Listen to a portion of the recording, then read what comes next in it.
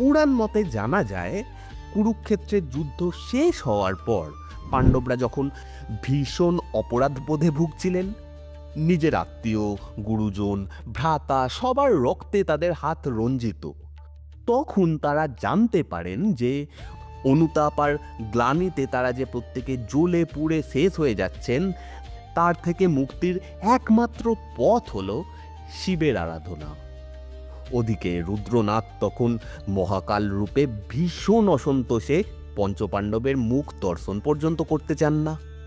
তারা কাশীতে এসে জানতে পারেন ভগবান শিব তাদের দর্শন না দেওয়ার জন্য পাহাড়ের কোলে আত্মগোপন করে রয়েছেন।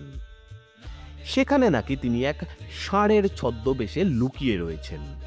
খুঁজতে খুঁজতে তারা গৌরীকুণ্ডের কাছে সেই ষাঁড়কে মাটিতে মিশে যেতে দেখে ভীম জাপটে ধরেন। ষাঁড়রূপী ভগবান মহাদেব তাদের হাত থেকে নিস্তার পেতে শুরু করেন দৌড়। পঞ্চপাণ্ডব সেই ষাঁড়ের পিছনে দৌড়তে থাকে। অনেকক্ষণ সময় পেরিয়ে অবশেষে মাটি ভেদ করে উপরে উঠে আসেন বৃষরূপী মহাদেব। এই কারণে কেদারনাথে বৃষ বা ষাঁড়ের কুজ জ্যোতির্লিঙ্গ হিসেবে পুজো করা হয়। শুধু তাই নয়, ষাঁড়রূপী শিবের দেহের অন্য অঙ্গগুলিও আলাদা আলাদা জায়গায় প্রকাশ পায়। সেই জায়গাগুলি আজকে পঞ্চকেদার নামে পরিচিত।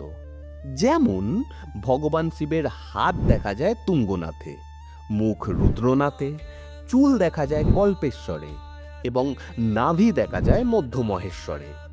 এইভাবে স্থাপিত হয় পঞ্চকেদার। কেদারনাথের সম্পূর্ণ ইতিহাস দেখতে পারেন ইউটিউব চ্যানেলে, যার লিংক নিচে ডেসক্রিপশনে এবং ফার্স্ট কমেন্টে দেওয়া থাকলো।